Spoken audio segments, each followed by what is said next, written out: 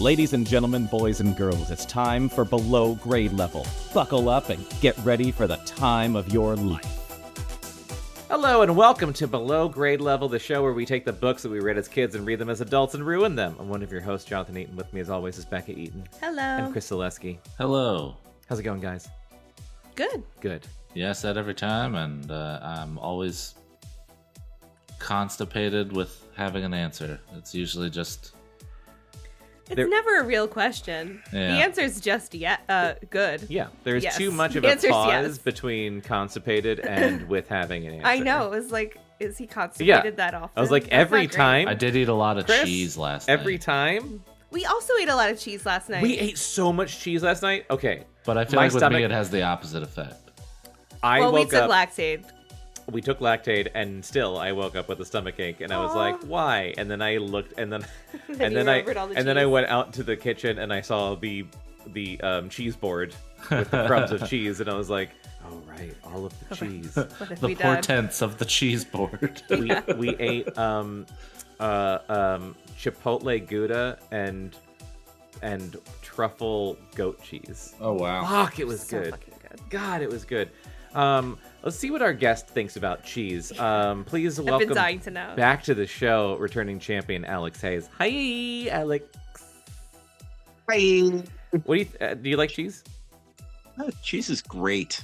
Cheese is wonderful. Can you also? I know this is like a thing. I feel like the internet talks about, but like I can't really do dairy anymore. Can you? I maybe I can't do dairy. Maybe I can. I wouldn't know.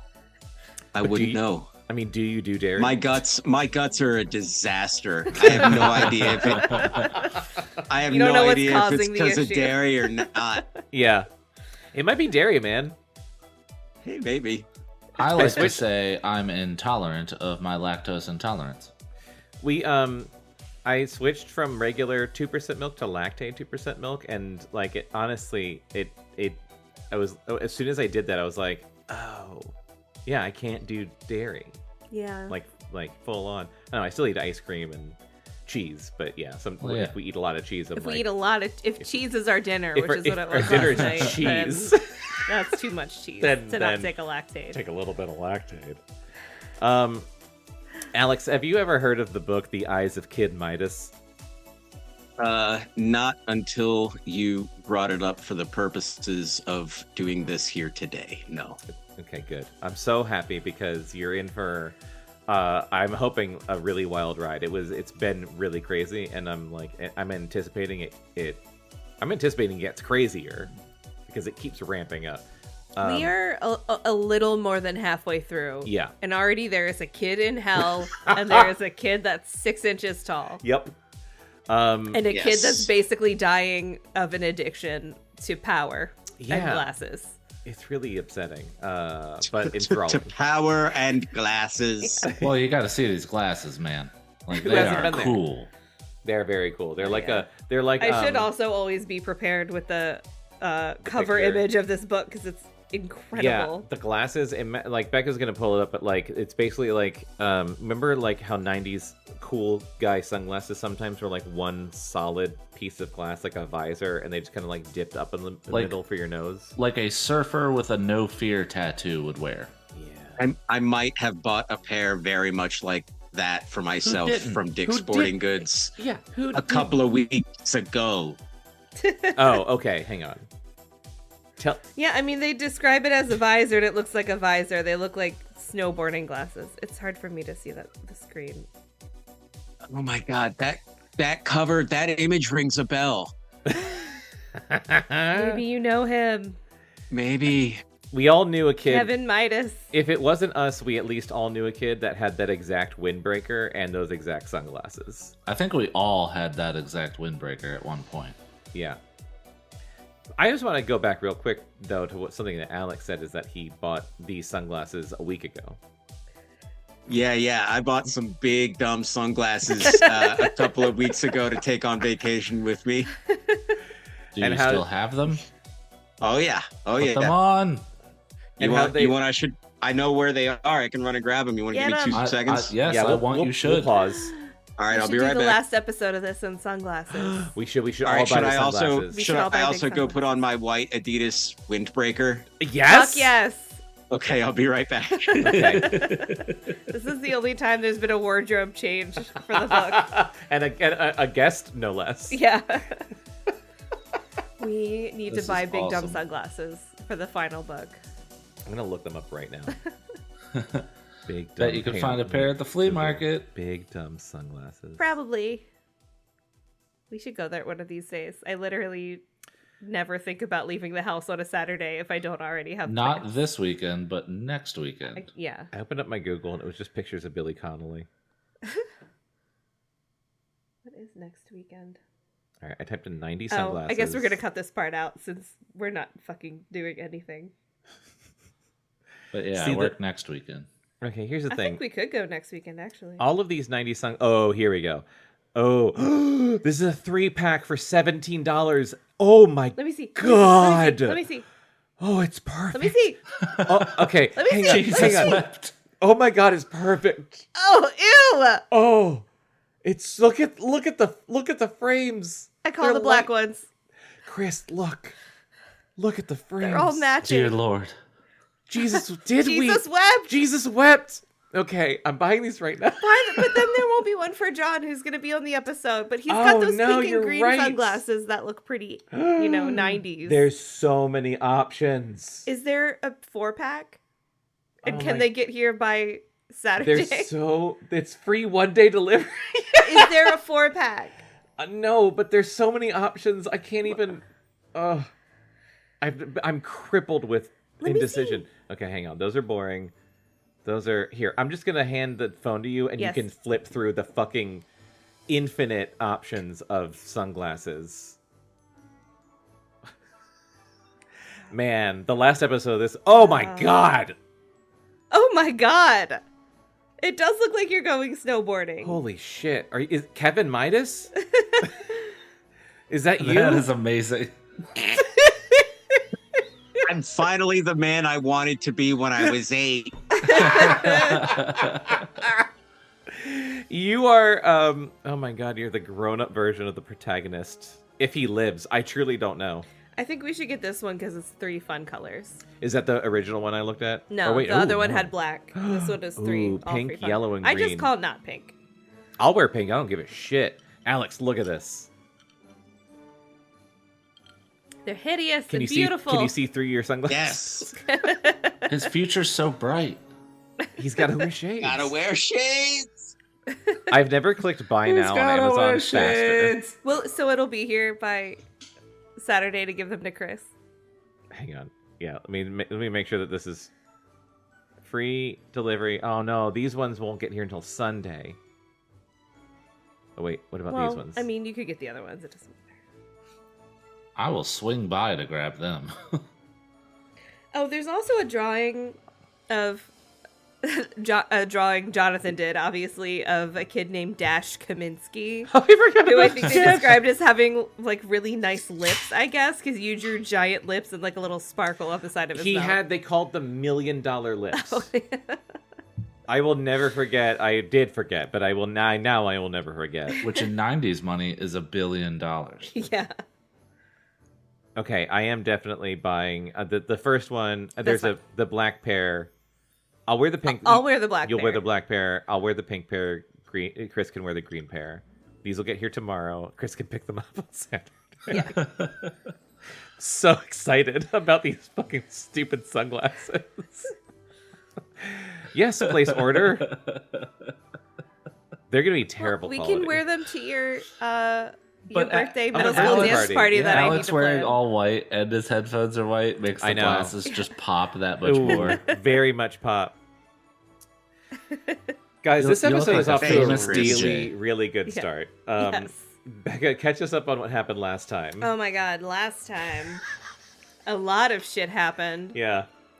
Immediately in the morning, Kevin starts wishing. He wishes for a cool outfit and he wishes to beat his father in a foot race. I almost spit my drink out. I forgot about, again, the father and the foot race thing. I guess his father goes running every morning, and he goes running too, and he always loses. Yeah, it was like, like his dad was all like, no pain, no gain, like one of those guys. And so Kevin was just like, fuck this guy. Yeah. Fuck you, I'll run like Superman now. He realizes that the glasses are, well, I guess he already realized that they're pulling energy from him and from the air.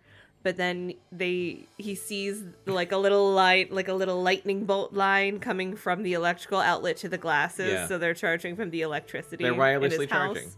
Yeah. Yeah. He starts granting wishes for the kids in school. And then he tries to ask Nicole out by doing some magic trick where there's a diamond in the bottom of someone's Sprite or something. I don't really remember. Yeah. Choking hazard. Right? Yeah. And then he wishes for her to like him. So then she's under like a love spell for a minute, and then he kisses her. And then I wrote it down and I don't even want to say it out loud again, but she gets really grossed out by it and says, salami kisses.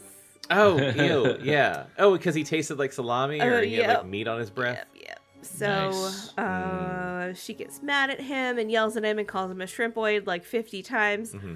So we don't know what happens immediately, but pretty quickly find out that he shrinks her down to 6 inches tall and puts her in his backpack. Yep.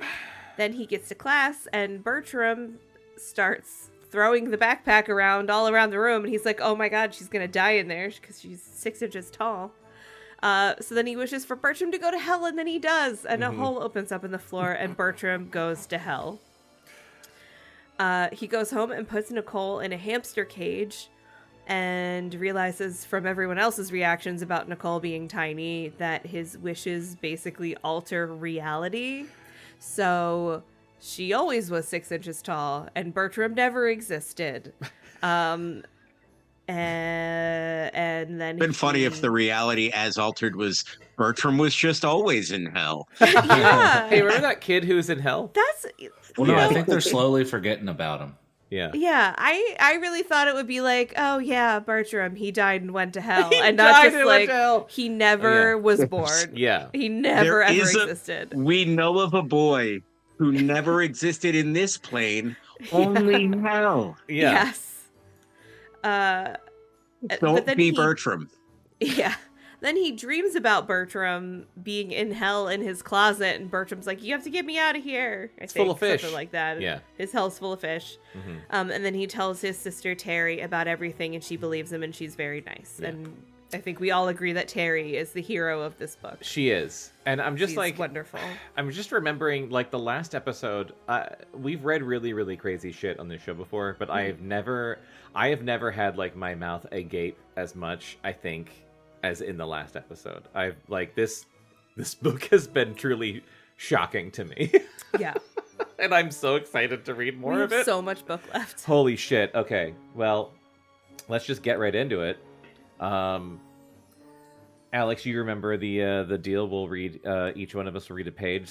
Me, Bekah, Chris, and then you, and then and you'll pick up on. We've got some voices I think going. I can't remember. Let's just do. Let's get right into it. Chapter 11. Bankruptcy. Thank you, Chris. This chapter is called "Life as We Know It." Kirkpatrick's the teacher, right? Yeah.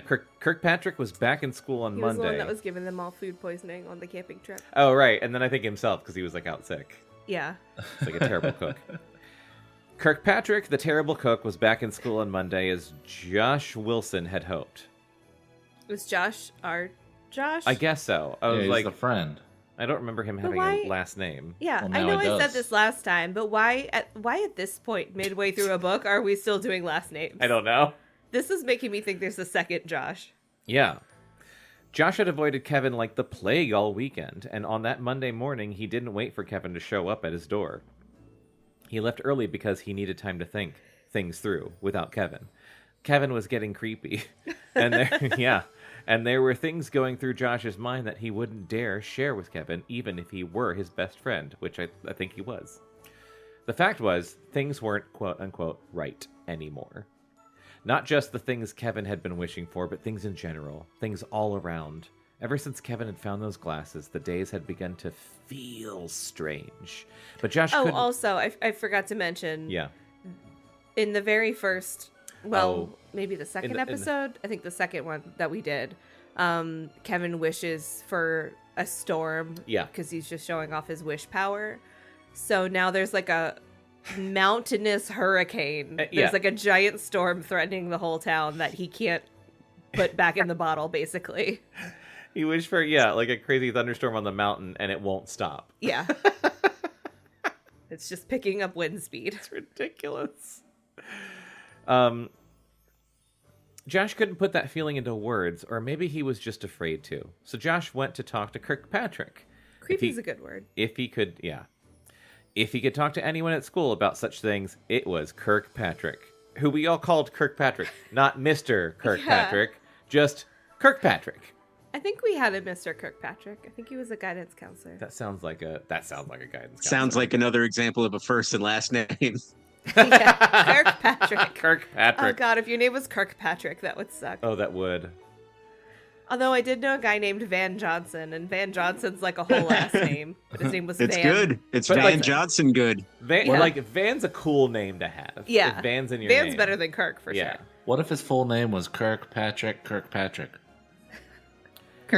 Van Johnson. First name Kirk, middle name Patrick, last name Kirkpatrick. Yep. Kirkpatrick. There's got to be someone in Scotland or Ireland. Oh my god. Oh, Kirkpatrick. He was the only real philosopher among the Ridgeline middle school teachers, and that's what you need right now in this moment, a philosopher. Sure. He always seemed to have a keen interest in and an open mind to even the weirdest of notions. Because get him away from the kids. Yep. Don't like that. I was like, I know this teacher, and it's not cool. It's not cool. Yep. I'm hoping for a villain arc, and he's like, wait, he found the glasses? Oh, that'd be great. Besides, Kirkpatrick had started the whole thing. He was the one who planted the idea of climbing the mountain in Kevin's head about as powerfully as Bertram had planted the pine cone in Kevin's mouth. Oh, yeah. Bertram he did get a fed pine Kevin cone a in the pine cone in the first chapter.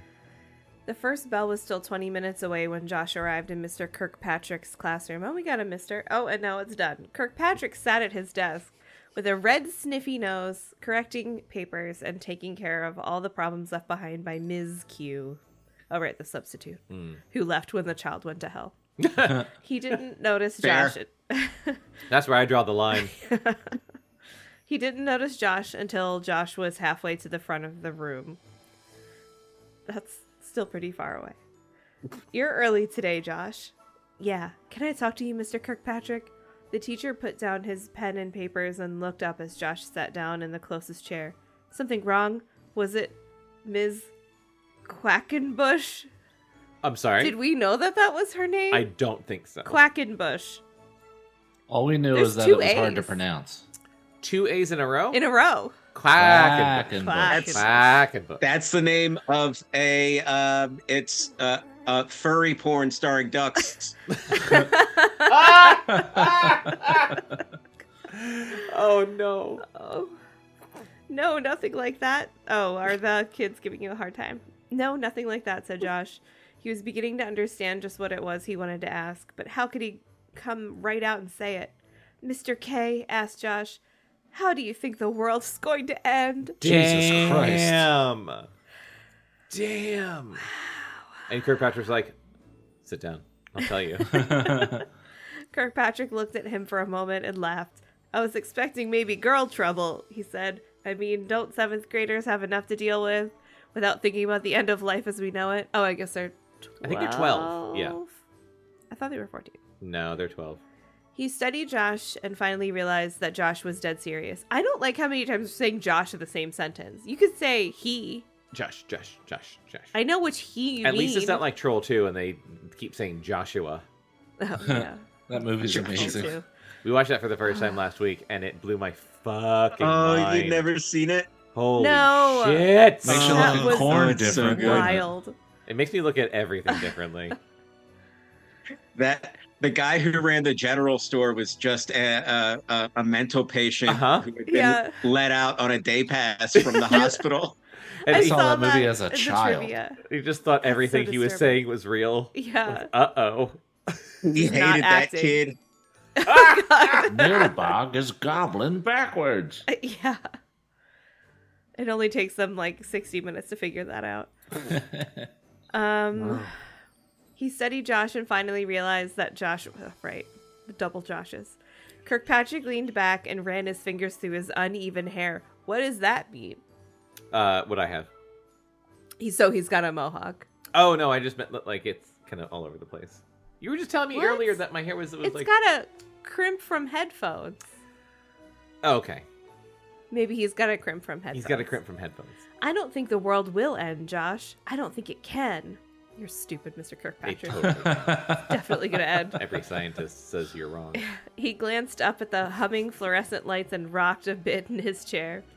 But when I was younger, I used to think about it a lot. I love this. I want this conversation to last forever. Yes. What did you think about? Kirkpatrick shrugged. A bunch of things. You know, nuclear war. Someone turns a key and poof, everything's gone. Sometimes I would wonder if there was a really great flood thousands of years ago, and if there might be another one. I would think about the dinosaurs and how they might have been wiped out by a meteor striking the Earth, and wonder if it could happen again. Josh felt the tips of his ears begin to tingle as if they were getting cold. There were times when he had thought about these things too. I think that's a feeling I've ever felt, Not that... even as a feeling of recognition. That's not what that feels like. But I don't worry anymore, said Kirkpatrick. Now I just trust that those things won't happen. Josh shook his head. Did he find God? Like what? Right? Well, no, I think he found self-denial. Let me tell you about a Same friend thing? I know. He's a Is that the same carpenter. Jesus. Josh shook his head. I don't think that's how the world's going to end. He leaned in closer as he spoke. I think it's going to be a quieter thing. It's going to happen in a way that no one even notices anything is wrong. I think things are going to sort of stop making sense, bit by bit. Things won't work right. People won't think right. Everything's going to get all mixed up until nothing in the universe works the way it's supposed to. I don't And then like this at all. everything will just stop. It's too That's real. too prescient. I Okay, don't like this next line. This next line is Go on. I feel insane. all three of these words are capitalized at the beginning. Not the whole thing. It's not shouting, but Sure. the dream time, said Kirkpatrick, raising his eyebrows. The what? I don't even know how to start taking notes. Just write down the dream time. Where's on the dream time? I'm But not going to know what that means. Make sure you capitalize the H word. Kirkpatrick took on that knowing look of a shaman, as he had around the campfire 2 weekends before. There are some cultures, he said, that believe there will come a time when dreams cross the barrier into the real world, and the real world is dragged into an endless dream. All the laws of science and logic will break down into the chaos of nightmares. Pretty wild, huh? Josh could feel his hands Can you and believe feet I'm a grow teacher? numb. I know, this kid's going to have nightmares. Oh, I already forgot to capitalize the dream. Come on. Josh could feel his hands and feet grow numb. Kirkpatrick didn't know it, but he had hit the nail right on the head. This was exactly what Josh had been sensing. Everything was sort of slipping away, and it was all because of Kevin and those awful glasses. Josh wanted to run home and take a shower to wash the feeling away.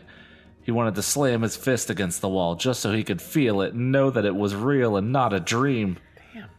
You think that Again, could a happen? 12-year-old. Yeah. Asked Josh. The dream time? Kirkpatrick waved his hand as if he were swatting away a fly. Nah, it's an ancient superstition made up by people who needed to... I don't know. I'm waiting for the page turn. Oh. Sorry. I don't know. Explain things. It's the same as believing the world is flat or that the sun revolves around the earth. But the prophecy, said Josh, practically climbing out of his chair, the legend about the divine watch, those people had to know something. Kirkpatrick... Oh boy, I'm going to It's have hard, fun it's trying hard. to say Kirkpatrick over and over again. Yeah. Too many consonants. I'm going to call him KP. KP leaned back and laughed again. Is that what this is all about? The mountain? The prophecy makes sense, said Josh. Maybe so, said KP. But I made it up. Josh What? backed up until KP. the hardwood of his Yes. little boner. Josh backed up until the hardwood of his chair pressed against his shoulder blades. You what? I made it all up. It was a good campfire story, said KP. Bit pleased with himself. Too good, I guess. Josh couldn't look at him now. You don't understand, he mumbled. Sure I do, said KP kindly. Josh couldn't let it go. There had to be a way to get through to him. Nicole Patterson is 6 inches tall, Josh blurted out. KP thought about that. Well, I never gave it much thought, but now that you mention it, yes, she is about the size of a shoe. So? So doesn't that seem strange to you? Should it? Josh threw his hands up in the air. KP began to tap his pen on the desk and chew on his upper lip. Josh, maybe you ought to go down to guidance and have a talk with Dr. Cutler. Why? Oh. Well, obviously something is troubling you. Maybe she could help. I'm not crazy. No one said you were. Josh stood up so fast that the chair flew out behind him and Just fell like to the a floor. sane person would do. I mean, that's me every time I stand up. He headed for the door as quickly as he could, but before he left, he turned back to KP. One more thing. Josh kept his hand on the doorknob as if touching something, anything solid and real would give him the courage to ask the question he needed to ask and face the answer he knew he would get. This whole next part's underlined, by the way. By highlighters. Okay. So yeah, highlighted. How much, asked Josh, is 2 + 2? KP looked at him, expecting there to be a punchline. What's your point, Josh? Just answer the fucking question, said Josh. KP shrugged. 3, of course. The answer is 3. That's what Kevin said last time. Oh no. Chapter Dun, 12. dun, dun. Don't touch that dial. Rumor was that Hal Hornbeck lost it You completely. know what I wish books would do Mhm. when books have chapter names? Yes. I wish at the end of the chapter it would remind me what the chapter name is. Because I always think, I'm going to remember it so I know how it applies And be to the like, chapter. and that's even though it was the way the news goes 3 or whatever. pages, Yeah. 4 pages, I never fucking remember. That chapter was called Life as We Know It. Okay. Is fucked. I never remember. I just wish it would give you a reminder at the Yeah. end. Well, this chapter is called Don't Touch That Dial, which Okay. makes me think something weird's going to happen with the TV. Yeah. Okay. Or a radio. Yeah. Probably TV. Rumor was that Hal Hornbeck lost it completely that same day during 4th period. Not that Hal had ever been wrapped too tightly to begin with. What? Wrapped tightly? Is that good? Yeah, what? Not that Hal had ever been wrapped too tightly to begin with. He was the other bully, right? Yeah, Bertram's he was the friend. Texan. The He's Texan. you know who I'm picturing? I'm picturing from Bob's Burgers, not Jimmy Jr., but the other one. Oh, Zeke. Zeke. I'm Aw, picturing Zeke. He's not a bully. He's great. No, but I'm Wanna just wrestle? picturing. Yeah, I'm just picturing like wanna wrestle. Like Yeah. He's big and too much energy. yes, that's what I'm picturing. All right, yeah. You think he's like, I had a friend and he's not here anymore and no Oh, one well, believes yeah. me. He's just like, I'm lonely and I don't know why. I think that's what it is. Like, wait, what am Oh, I? that's like, way my, more sad. My life has no purpose. Wait, Yeah. what? Well, he had never been wrapped too tightly. Who's gonna to watch begin me with, snort pixie sticks? But for some reason, he walked into Spanish class and went totally loco. Everyone who saw it had their own version of the story, but everyone did agree on the basic sequence of events. Hal had walked into class looking tired and confused. And he was like, Bertram! Bertram! Then, for no apparent reason, he launched into a screaming fit and had to be dragged out. Oh, God. Rumor also had it that he refused to say anything that made sense to Dr. Cutler, the guidance counselor. He just kept asking for Bertram, whoever that was, perhaps an imaginary playmate. Fuck. Kevin and Josh, who did not have Spanish class with Hal, heard all of this in passing, but didn't think much of it because they're sociopaths now. They had. What do you mean now? Right. Kevin has always been a sociopath. Yeah. They had enough concerns of their own. Well, they're Kevin just like, and- fuck that guy. Yeah. Fucking, yeah, Bertram? Good. Rotten hell. Kevin and Josh also avoided Nicole Patterson to the best of their ability, which might have been a mistake because Nicole, who was in Hal's Spanish class, had the most accurate description of what really happened. Nicole claimed that Hal walked into the room, saw her, and began screaming at the top of his lungs. Everyone, Oh yeah, dog. So Yeah. Hal's kind of sane because he was up there with the glasses when they found the glasses. Yeah. He was close by, so he probably remembers shit. He probably does. And Bertram probably would if he wasn't He's currently like, in hell. Where's my best friend? Why Yeah. is this girl the size of a hamster? Yeah. And everyone's like, Hal, you're crazy. And he's like, ah, ah, ah. Yeah. Yeah. I think I'm the only sane one. Everyone thought it was pretty funny that a clod like Hal could be frightened by someone as petite as Nicole. That's what we're calling her. Petite. Yeah.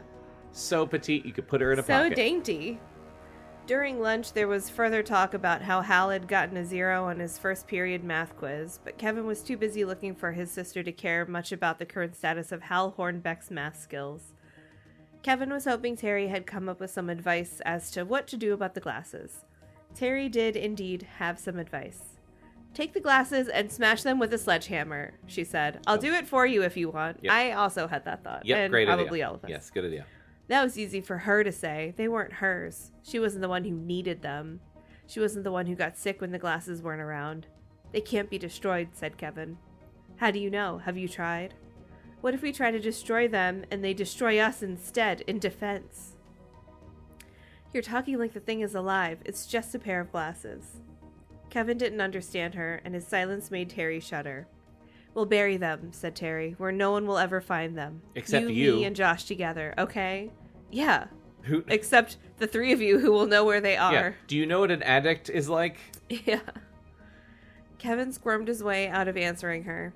If she had made the suggestion the night before, when he was weak and vulnerable, he would have gone out with her in the middle of the night in his pajamas and buried them halfway to China.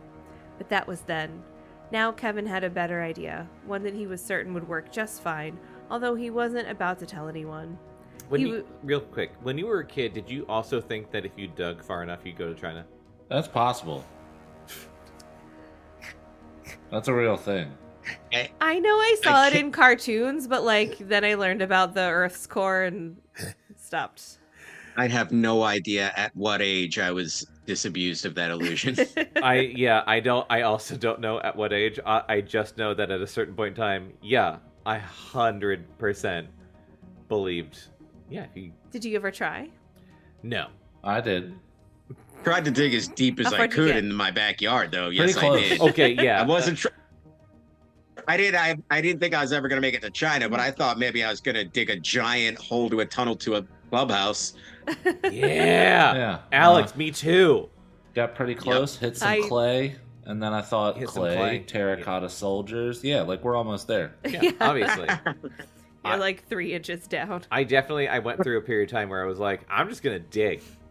I'm just gonna dig and see what happens. I'm just going to dig. I'm just going to dig and see what happens. I'm going to make a big fucking pile of dirt. My mom's cool with it for whatever reason. That's crazy to me, because I definitely would not have gotten more than a couple inches before I got yelled at for digging a hole. It's probably I hit the water line. I was just, I think it was just occupied. She was like, good. He's doing this and not throwing lawn darts at my statues. Yeah, that was later. Now, Man, Kevin, I really wish he went back to digging holes instead of throwing lawn darts at my statues. It wasn't a lawn dart. It was it was a lawn dart. You said you were throwing lawn darts. No, it wasn't a lawn dart. It was a crab net without a net. So it looked like a giant dart. Okay. So it was essentially Just like a big metal So it was stick. a big metal pole with a hoop at the end that we were throwing around the yard and putting spin on it. We're like, it's a giant dart. And then it hit one of my mom's statues and knocked the head clean fucking off. Oh man, she must have been so happy when you found video games. Yeah. Right? Like, why? I literally asked my dad this question when he was in town because I was talking to Patrick about that on our Dreamcast podcast. I was like, I wasn't allowed to have video games as a kid, and I was positing, as an adult, I was like, I think it might just have been because my parents loved TV. Like, I always thought it was because I wasn't allowed to like play video games because like they're bad for you. Yeah. But then I was like, the TV was just always on. I think they were just like they didn't want the TV being taken up by video games. Yeah. And then I asked That's my why dad I still have a grudge against the MLB. And that's why I have a grudge against the NFL. So and I asked my dad that question, and he was like, "Oh no, it wasn't. No, we didn't want you to play video games. We thought it was gonna rot your brain or whatever. Like it fully was. It was 100%. They just didn't want us to play Now watch video games." Predator at a young age. Yeah. Jokes on him. Now I have 2 PS5s. No, just get bombarded with constant advertisement instead. Mhm. Yeah. That's much healthier. Now Kevin had a better idea, one that he was certain would work just fine, although he wasn't about to tell anyone. He would keep wearing the glasses, but learn to shut up. So, not change anything and stop complaining about it. Just wait Kevin for was- everyone to Maybe forget. he should wish to know how to shut up. Yeah. Maybe this then he'd is- never speak again, and he wouldn't be able to wish anymore. Maybe this is everyone else's problem and not mine. Sounds like the perfect wish to He me. should, yeah, he should wish to shut the fuck up. Kevin was reminded of a diabetic kid he knew. The kid went to class, played sports, and had fun, was normal in every way, just like all diabetic people. The only thing was, he had to have a shot of insulin every day for the rest of his life. That's how it would be with Kevin and the glasses. What? These glasses What? are medicine to me. Explain. What's the big deal? Kevin told himself. He had worn glasses every day for as long as he could remember. So now the rest of him needed glasses as much as his eyes did. What was the difference, really? You're A an lot. addict. Oh my god, this is an allegory. I hate it. He could grow used to keeping the glasses on and keeping his mouth shut, the way the diabetic boy got used to his insulin shots. That's what everyone called him. It's the same Also, thing. This fucking guy can't think of a They name called for a him diabetic Sugar kid. There's Sugar Feet. Oh my god. There's so many weird names in this book, and then it's just like, and diabetes kid. Yeah. Seth Sugarfoot. Ah. He could grow used to keeping the glasses on and keeping his mouth shut the way the diabetic boy, Seth Sugarfoot, got used to his insulin shots. Kevin was thinking about this when suddenly his crystal clear world became blurry once more. Kevin didn't see the face of the kid who stole his glasses, but by the shape lumbering down the hall, he could tell who it had to be. Hal Hornbeck. Hal didn't taunt Kevin. He didn't play keep away or bullfight or rodeo. He simply took the glasses and just kept on running until he burst out the side door of Ridgeline Middle School and disappeared. Fuck yes. Whoa. Awesome. How's the hero? Awesome. Sometime later, Kevin scarfed down a slice of pizza, practically inhaling it. "I'm so dumb," said Kevin. There was no argument from Josh and Terry, who were sitting across from him at the pizza parlor. "Yes, you are dumb," said Josh and Terry. "I should have known," said Kevin. The fact was, Josh should have known too. There were, after all, 4 of them there when Kevin found the glasses, and now that Bertram was out of the picture, because he's in hell, it left 3. 3 boys on the outside, which is the name One of boy in hell. an album. I was of just some sort. gonna say that was my 80s rock band. Oh, yeah. yeah, it Cure was. cover band, 3 boys on the outside. Before I was thinking, what was the dream thing that we talked about? The dream place? The dream time. That was my prog rock band. Oh, wait, I should have finished the sentence. So, 3 boys on the outside, comma, looking in on a world going crazy. Those are lyrics to my prog rock album. No wonder Hal had screamed when he saw Nicole. They should have known. It may have taken Hal most of the day to figure out what was going on, but when he did, he didn't waste any time. Kevin, Josh, and Terry had immediately taken to the streets to find Hal, but he was in none of the usual places, like the Dairy Queen. He had simply vanished. "More pizza," said Kevin. "You've already eaten an entire pie," complained Terry. "If you don't stop, you're gonna hurl." "More pizza," demanded Kevin. He was hungry, and the more he ate, the hungrier he became. Yeah, and that's the end of That's the better. sentence. Yeah. That's a better end of the sentence. What? Even though his Scott. stomach was stuffed and he felt like barfing, he was still hungry. Maybe it's better this way, Nothing offered will fill the Josh. void.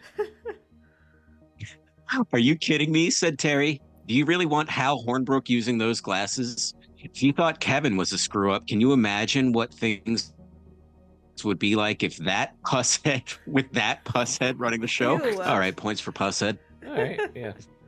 Clever. Josh sank in his seat and gnawed on a crust.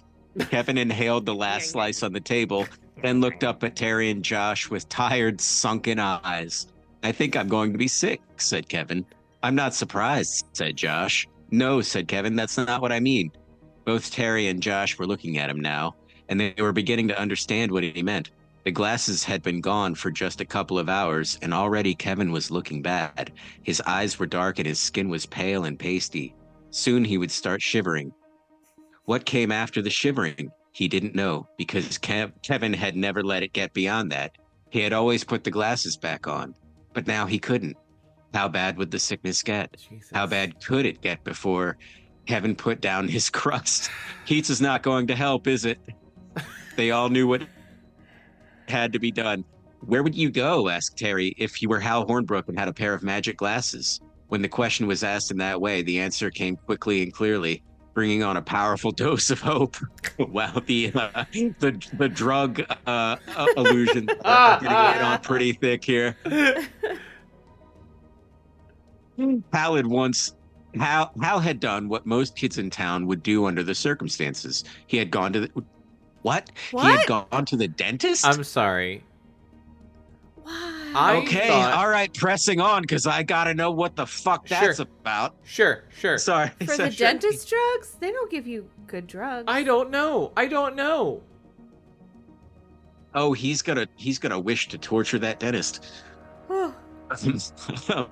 Public access cable took in the video dregs of the universe. What? Oh my god. Oh, okay. Wait, They're just saying hold on. Yeah, There's wait. something really, really important right now. Oh. A detail we're forgetting that I didn't mention. Oh my god, what? Remember? No. The dentist with the paranormal TV show that this is definitely about to Oh my come back god. again? Yes, wait, what's his name? Oh my So god, oh my crazy. god, oh my god. Frankie Philpott. Frankie Philpott, you're right. I can't believe you remember that. Yep, there's a dentist named Frankie Philpott who has a paranormal TV show. Oh my god, I forgot. How could I have forgotten Holy that? shit, I don't know because So now they're it's doing insane. Fright Night. Oh my god, Chris, they are! Wait, I don't remember Fright Night really. Did Uh, I? Friday night. We'll watch it. Okay. It's so good. Fright Night's great. Okay. Okay. Public access cable took in the video dregs of the universe. Would-be talk show hosts and local crackpot prophets teetering on the edge of lunacy found a happy home on Channel 92. There were long hours of town council meetings, high school sports recorded on home camcorders, and really bad dance recitals. Are there any Basi- good dance recitals? No. Because like children are kind of bad at shit. Yeah. I asked my mom about that at one point, like, how did you handle watching us do ballet and shit when we were so little and it was so terrible? And she was like, it was nice because it was you guys. And I was like, that's nice. She's still being But nice. it looks terrible. But like, yeah, it's like It looks boring You're and still bad. being nice. At a certain point, you should just be like, yeah, it sucked. I did it because you're Yeah. my kid, and that's what you do. Yeah. I loved Well, you, but watching you go tap, tap, tap, Yeah. tap. When my tap, nieces tap, and tap, nephews It was excruciating.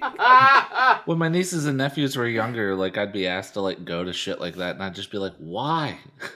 It's gonna be bad. I have other things to do." Yeah. I think about the I was never in like the only thing I ever did that was like that was drama. I was in I think one play in high school. But my older brother Anthony was in band, and so like Yeah. I remember going to like band recitals, I guess. Yeah. And the only thing I can remember is that the band teacher who was a real creepo and like later I don't think he ever got in like actual trouble, but I think he was like he got let go because it was like you're a creepo with kids. Cool. Oh. He really liked this song. What was it called? Spinning Wheel, or something like that. Wagon wheel? Wagon wheel? Is that the what goes up? Oh, no. Must That's not come Wagon Wheel. down. That's a Spinning good tune. wheel, round and round. I think it's called Spinning Wheel. Probably. He made them play that song, and I remember everyone in the audience was basically like, "Oh!" Like everyone hated it because it's such a dumb fucking song, and he was just like, "It's the best song ever." That's all I remember. I remember my oldest sister went to Carver Center for the Arts, and we had to go to like Oh, a I wanted to recital go thing there. there.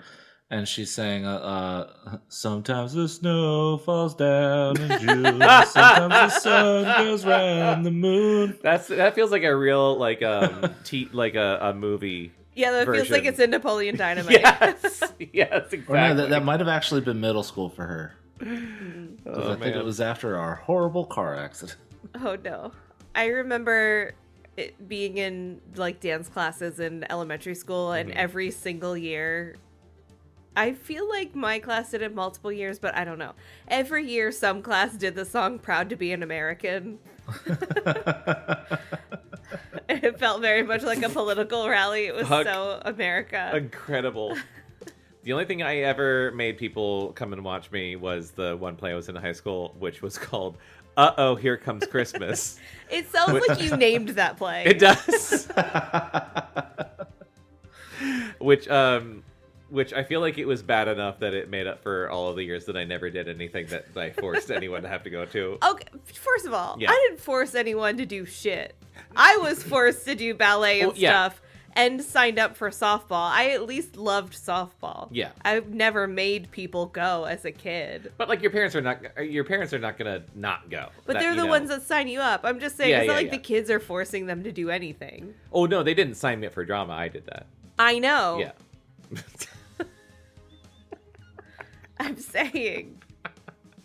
Yeah. I was almost in The Wiz too. Who are you going to be? They made a fucking- sequel? The Wiz? I was gonna be The Wiz. Chris, that was No. good. Wait, are you being serious or no? You said the Are Wiz, you? comma It's a funny TOO, but he interpreted it as the Wiz, the number 2, as if they'd made a second. He Oh. didn't say it like there was a comma. He said the whiz, too. The Wiz 2. I was gonna be in The Wiz 2. More whizzing Well- is what they called it. Keep whizzing. Keep whizzing! Keep whizzing! The Wiz 3. All right, everybody go now, because once we get in the car, I'm not stopping. The Wiz 4 can't stop whizzing. Yeah, I was The gonna Wiz be The 5, Wiz. you're going to have to tie it in a knot or something, And I- okay? The Ew. Wiz 6. All right, I'm going to have to go get a prostate exam. The Wiz 7, I think it's an infection. The Wiz 8, it was not an infection. Wiz 9, The Wiz kidney 9. dialysis. All right, now I just like cranberry juice.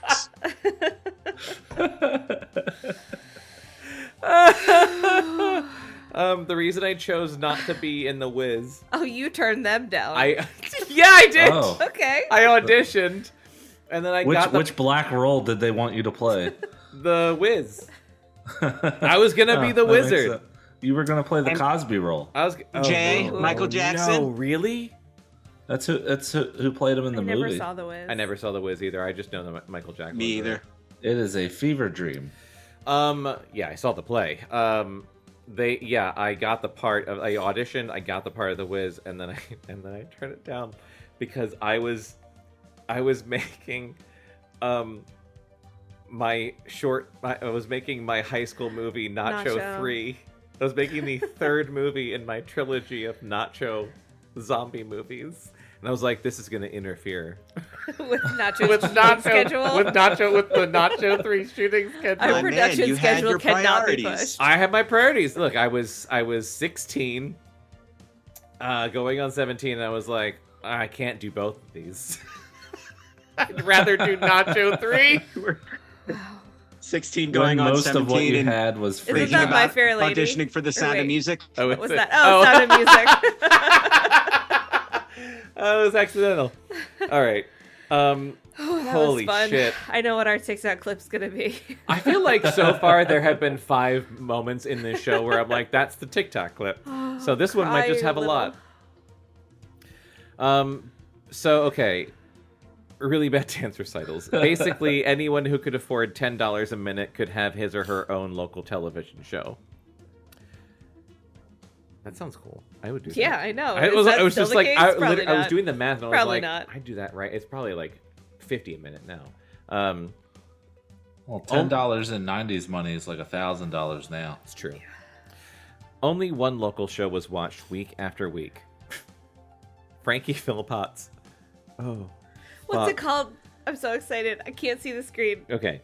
It's called Frankie Philpotts' World of Freaky Phenomena. But Becca, can you guess how Lots of PHs? Can you guess how the word freaky is spelled? PH? Yes. PH? Yeah. But his first name, Yes. I think we already discussed this. Frankie. It's Frankie with an F. It's Frankie with an F. Philpott with a PH. World of Freaky with a PH. And then Phenomena with a PH. A lot of PH. So the word world should have been a word that begins with an F.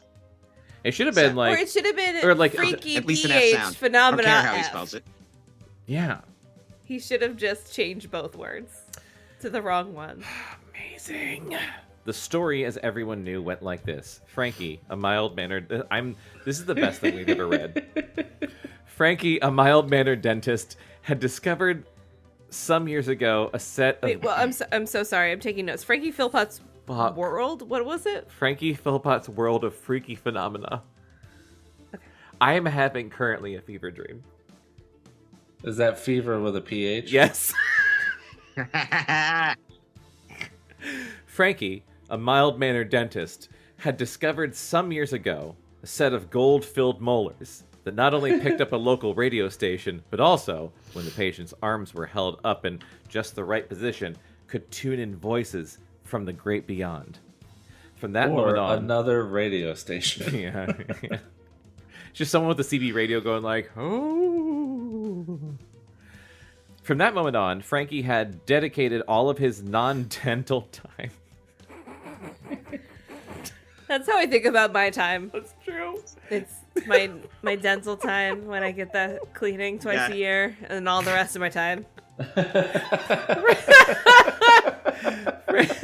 Overtime, golden time, non-dental time. Dream time. Dream time. Frankie had dedicated all of his The non-dental dream time to exploring the supernatural, and he produced his findings at 6 o'clock every Thursday night.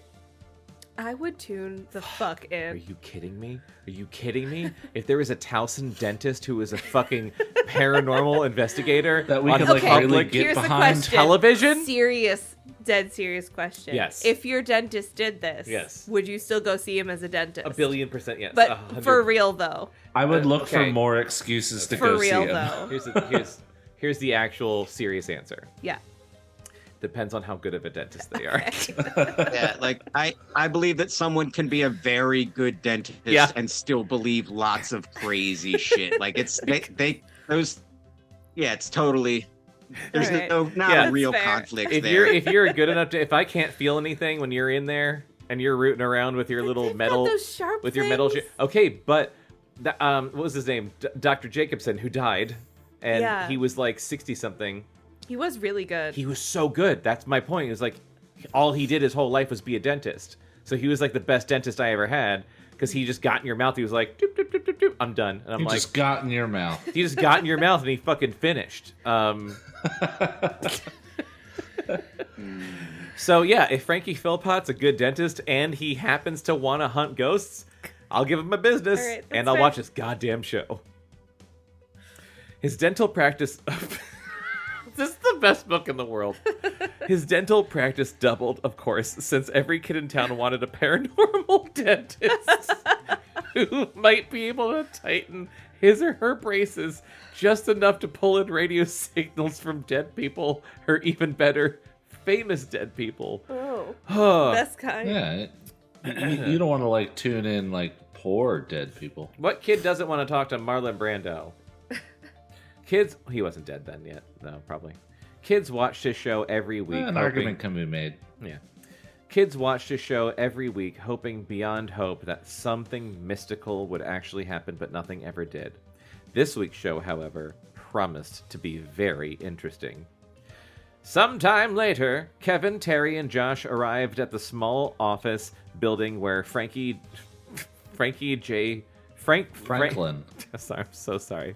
Franklin J. Philpott DDS had his offices. EDS nuts. Apologies. The waiting room was empty when they arrived. Don't ever apologize. Dr. Philpott has canceled all his afternoon appointments, the receptionist explained through her little glass window. She handed Kevin a small pink card. I'm going to read this like Janine from Ghostbusters. "This voucher for a free teeth cleaning," she told him. "We're sorry for the inconvenience." "We don't have an appointment," said Kevin. "We just need to talk to him." "It's an emergency," added Josh. Do you think when his receptionist receives a call about She some yells, sort "We of got one." paranormal phenomenon? Yeah, she yells, "We got one!" I'm sorry, there's so much of this that's not going to be in the voice because it's me now. It's totally fine. We all know. "There are other dentists," suggested the receptionist, beginning to write them a referral. "But it's about Elvis," Terry blurted out. The receptionist perked up and put down her pen. "What about Elvis?" Kevin and Josh turned to Terry. "Yeah, what about Elvis?" Terry didn't miss a beat. "My retainer," she said. "Of course I can't be sure, but I've been hearing Elvis singing through my retainer." The receptionist didn't quite buy it. Hero of the book. I love her, She's- and I yeah. love this book. This book is Just so in case fucking I haven't good. said it yet. Terry pulled the retainer out of her mouth and held it in the receptionist's face. "You want to check?" She grimaced and backed away. "Maybe you'd better show Dr. Philpott." She disappeared into the inner offices and they snuck in right behind her. But what do you mean snuck in? She was letting you go. Whatever. Sometime later. It looked like any normal dental office. Several examining rooms with dental couches. You know, dental couches. Yeah. X-ray machines. Chairs. Posters about gum disease. The only difference was an office in the back that had been converted into a low-budget television studio. So the studio is at the dental the office? the dental office. Holy shit. Hal Hornbeck sat alone in the studio with his feet up like an emperor, eating chocolates out of a golden bowl. Cool, bro. Cool. Feet up on a desk like an emperor? No, he's I in a don't think dental. He's in, emperors- like a dentist chair. But like an emperor? What? He's on one of those dental couches being hedonism bot. Yes. Right? Just dropping chocolates in his mouth. More Novocaine. Oh, nitrous. Oh. There was evidence everywhere of Hal's abuse of the glasses. Oh, right. He's got them. Food that must have appeared right before Frankie Philpott's eyes now littered the ground. Philpott was not in sight. He was probably on the phone with someone bigger and more important than himself. Damn. This thing Like was the about to head blow dentist sky of the high. county. Yeah. Let me talk to your most important Let me dentist talk to the slash master paranormal dentist. investigator. All dentists are paranormal investigators. Who else would be into teeth that much? Yeah, that's a good point. This thing was and about their to main blow. target, the fucking tooth fairy. Paradontist investigators. God damn it. But he couldn't do that until he got the glasses away from Hal.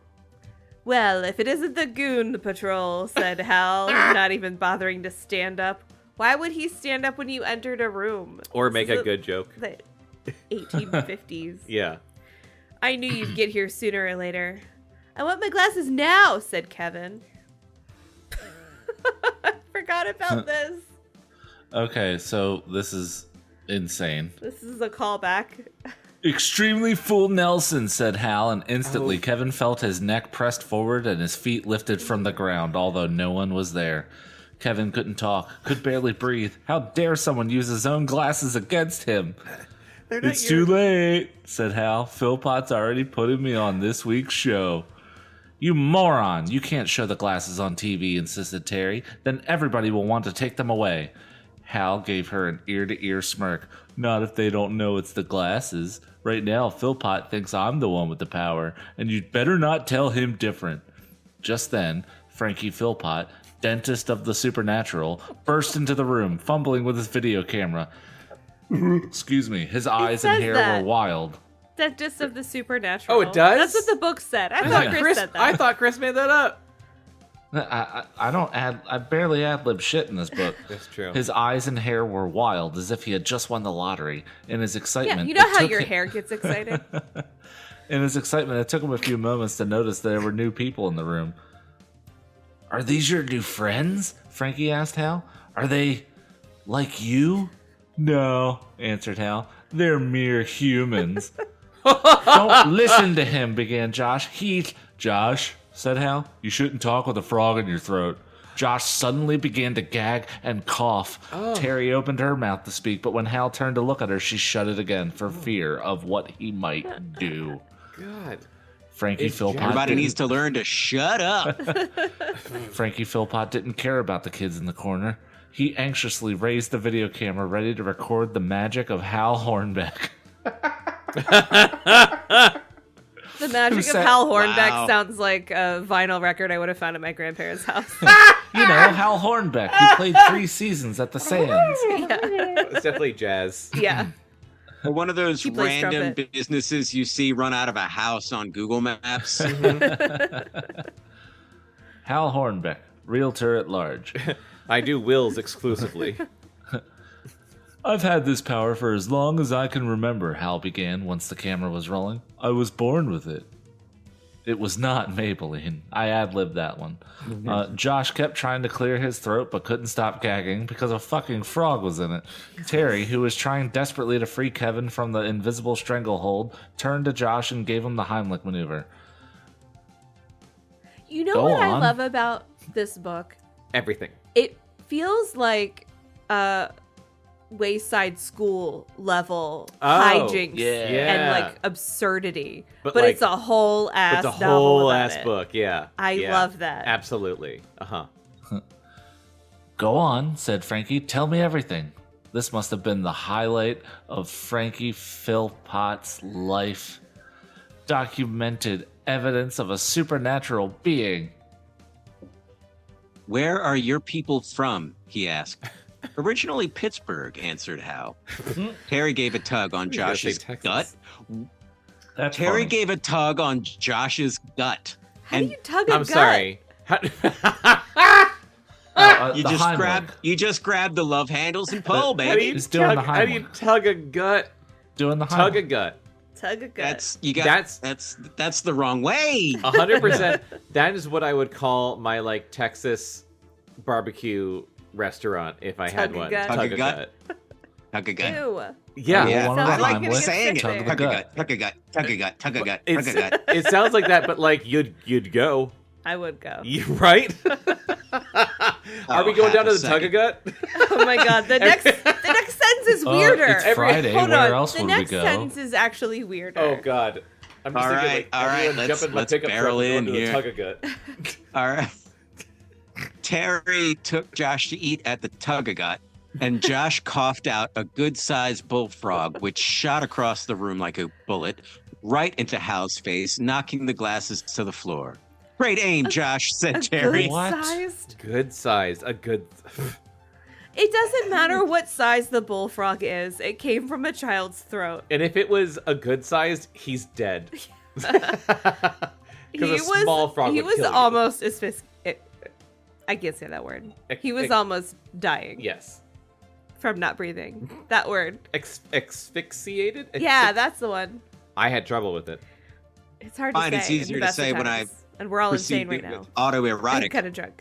Yeah. Oh, yeah, yeah, That's yeah. why I couldn't say it. That's true, yeah. Hang on, say autoerotic first. No.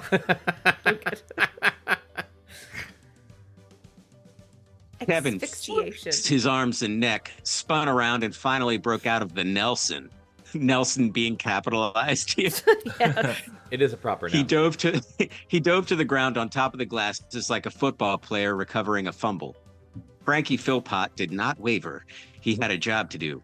Forget about them, he told Hal, never moving the video cam from his face. Tell me more about yourself. Kevin and Josh raced out, and Hal was about to follow when Terry, thinking quickly, took hold of a dental x-ray machine and pulled on the long mechanical arm that connected it to the wall.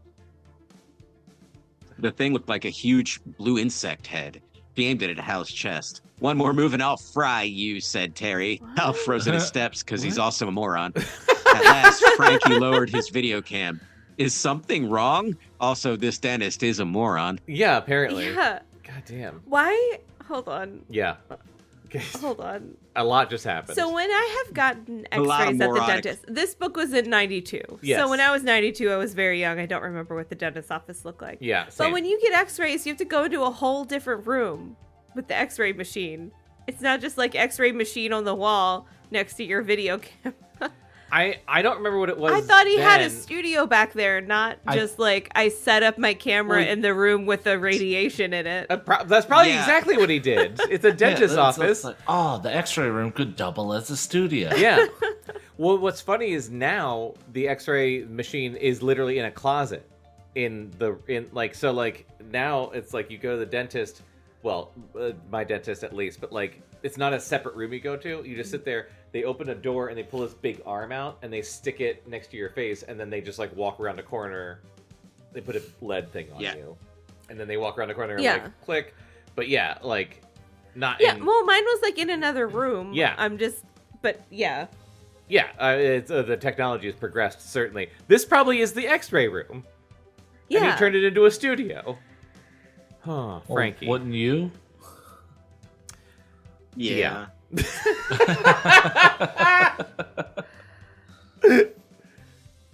I like need an intermission to clear my head. I from like this book. Alex's commitment to wearing these sunglasses. Well, I do too, and it's making me think like our last episode when we're gonna wear the sunglasses. Yeah. I was gonna just wear them and then probably take them off, but now I feel like I have to wear them the whole time because Alex has committed so hard. Is it hard to see You with them weren't on? going to wear them the whole I time? def- No, I Definitely can would read my stop. screen just fine. Okay, You made a perfect. purchase. Which reminds me, I'm in the middle of reading this page, aren't I? It's fine, we interrupted. All right. So, sometime later, Kevin had come to the end of the hallway. All the while, his shaking hands fumbled to open the arms of the glasses. God. Josh and Terry were on his heels, while in much withdrawal. farther behind, Hal was pursued by Philpott, who refused to let any phenomenon go undocumented. Wait, he cried to Hal. I just have a few more questions. Kevin turned down a dead-end hallway. Finally, Pete put on his glasses, and the yellow lettering on the steel door ahead of him came into clear focus. It said, "Danger, high voltage." Danger, danger.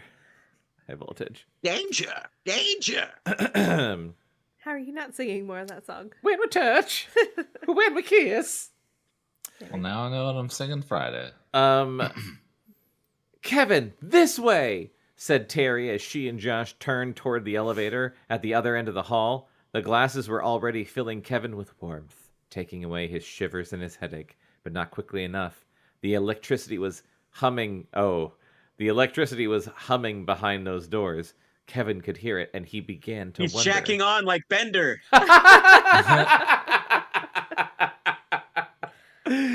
Oh, he's gonna supercharge those glasses. He pushed the glasses farther. He pushed the glasses farther up on his face. All that electricity, and only a few feet away. He took a step closer to the steel door of the electrical room, and then another. Josh grabbed a soldier. Josh grabbed his. A soldier? Josh grabbed his shoulder. Soldering iron. Josh Grabbed a Soldier is a Decemberist song. Yes, it sure is. This shouldering life. Don't, Kevin, said Josh, almost reading his mind. You got the glasses. That's enough. You don't have to do this. Kevin shook off Josh's arm. Wait, hang on. I need to do Kevin's evil voice. I want to do it. Kevin reached out, pulled open the door, and looked deep into a rat's nest of high-voltage copper coils. That's not up to code. I know, right? Why would that be in a dentist's office? Copper, yeah, right? Right? Why would it be a rat's Like, nest? Because they didn't have a good IT guy. A heavy wave of electricity shot from the transformer and began to course along the surface of the glasses with the random pattern of a tornado funnel. Josh fell to the ground and grabbed firmly onto a steel doorstep as if he feared being dragged away. Jesus Christ. Now we're doing the ending of Twister. Up above, the lights began to flicker and dim as if someone in the next room was getting the electric chair. Terry and Josh had never seen Kevin change... Oh. Excuse me. Terry and Josh had never seen Kevin charge the glasses. It was an awful, private thing that they felt they had no business watching, but they couldn't turn their eyes away. Don't Kevin, look at me! You have a boner. Kevin said. Yeah. He'll fry himself, said Terry. We have to do something. Frankie, Philpott, and Hal had just turned the corner, and they stopped dead in their tracks when they saw a child being electrocuted. Yeah. For Kevin, it was like coming to the surface of a deep, cold ocean and taking his first breath. Yeah. He felt he could breathe in forever and never exhale.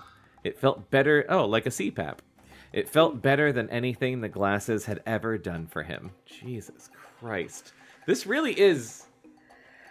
The best book we've sexual? ever read. Well, yeah, first of all, sexual. Second of all, the best book we ever read. But third, this very much like a drug abuse allegory. It's crazy. Yeah. And then something went wrong. Something cracked. It sounded like a million chandeliers falling to the ground at once, and it felt like an explosion inside Kevin's brain. He was blown back and went sliding across the floor. The current between Kevin and the Transformer died, and the lights returned to their normal brightness. Terry and Josh helped Kevin up and looked into his rolling eyes. Kevin, are you okay? Asked Terry. I don't know. The glasses, they're cracked, said Josh. It was true. Oh, no. The glasses had overloaded, and a crack in the left lens was shooting tiny sparks. Let's get out of here! Josh and Terry practically carried Kevin to the elevator. Hal and Frankie were close behind and made it to the elevator just as the doors closed. Frankie raised his camera. I have to get this all on tape, said Frankie. Somebody please tell me what's going on. I don't care if you die. This has to go to air. 6 p.m. You stink, Midas. You know that. Hal grabbed hold of the glasses and tried to pull them off Kevin's face, but they didn't come. Mm-hmm. Somebody please say something, begged Frankie. Anything. Siberia, said Kevin. I'm sorry. And he disappeared along with Terry and Josh. Oh, Siberia? That's what I my said. God. Did he just dig to China? He dug to China. He did. He dug to Siberia. Frankie lowered his camera. Correct me if I'm wrong, he said, but did I just witness a transcontinental teleportation? Siberia? Said Hal. What do you... No, he's right. Yeah. Yeah. Why would he want to go to Siberia? Then the elevator bell rang and the doors opened to the lobby. Only it wasn't the lobby. The elevator had opened up to an endless plain of snow beneath a troubled sky. Before them stood a man with a heavy parka, a funny hat, and a leathery face that peered at them. Even the yak standing beside him seemed confused. Uh-oh, said Hal. Wait, now we're doing a monster Hold scene. on. Is this the perspective of the children, or did Siberia... He teleported the entire dentist's office to Siberia. Yeah, that's what I was gonna say. Frankie doesn't deserve that. That's what I was just gonna say. Did he No. just transport Frankie to Siberia? How much more are we reading? This is the end of the Fine, chapter, man. and I truly time Get that has no weirdo meaning. away from those kids. What do we get? We could probably do another chapter, I think. Okay. Kevin, Josh, and Terry picked themselves up off the bottom of an empty elevator shaft. The only light came from the cracked glasses, which still sparked like a bad short circuit. Take us home, Kevin, said Terry. He reached up to push the glasses further up the bridge of his nose, but realized he didn't need to. They clamped onto his head now in a perfect fit.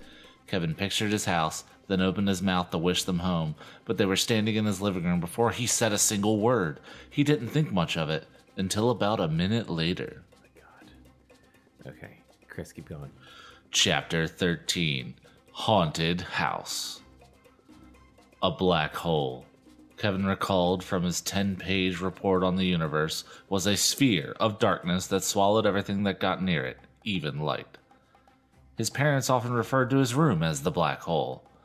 A singularity, Kevin recalled from the same report, was that point in space at the very center of a black hole where all the laws of time, space, and science cease to exist. Actually, that's called post-nut clarity. Ah! Jesus. which he's feeling after the electric box. Mm-hmm. This was a much more accurate description of Kevin's bedroom on the day the glasses fused onto his face. It was 4 o'clock. The sun was still high above the horizon, but Kevin was trying his hardest to fall asleep, to be dead to the world in any way he possibly could. He curled into a ball under his blanket and covered every inch of himself so that he could barely breathe, like we all do, knowing we have to go to work. He tried not to think of anything at all. "I found the wire cutters," said Josh, hurrying into the room. Underneath the covers, Kevin burped. The cracked lens of the glasses I sparked. didn't even question it. "I found the wire cutters," said Josh, hurrying into the room. Underneath the covers, Kevin burped. The cracked lens of the glasses sparked, and a pepperoni pizza fell from the heavens, splattering at Terry and Josh's feet. One of the greatest sentences I have ever read in my fucking life. What?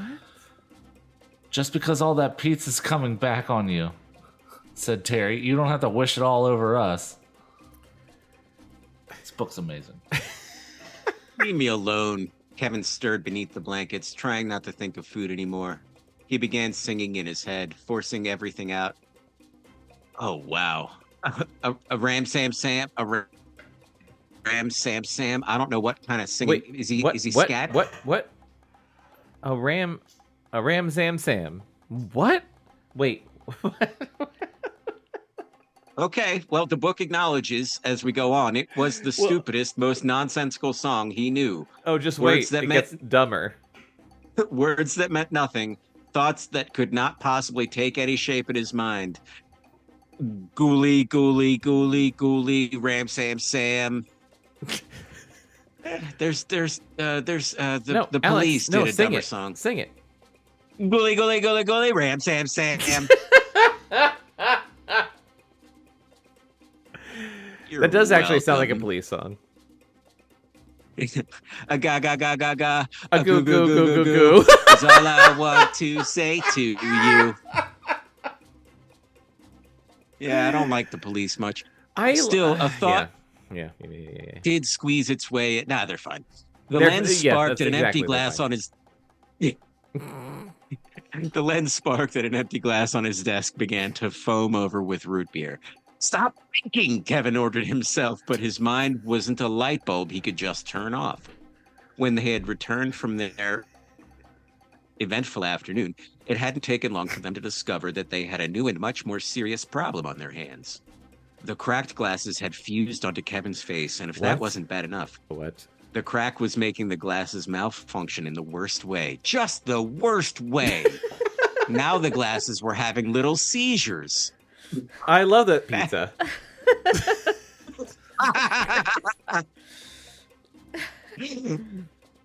Wishes. Now the glasses were having little seizures, backfiring like his mom's old car. The fractured lens would send off a random spark every few moments, and that spark would reach deep into Kevin's mind, dragging whatever he happened to be thinking about into the real world. Oh Excuse me. no, that would be so embarrassing. Oh, it really would be. Oh, yeah. Ugh.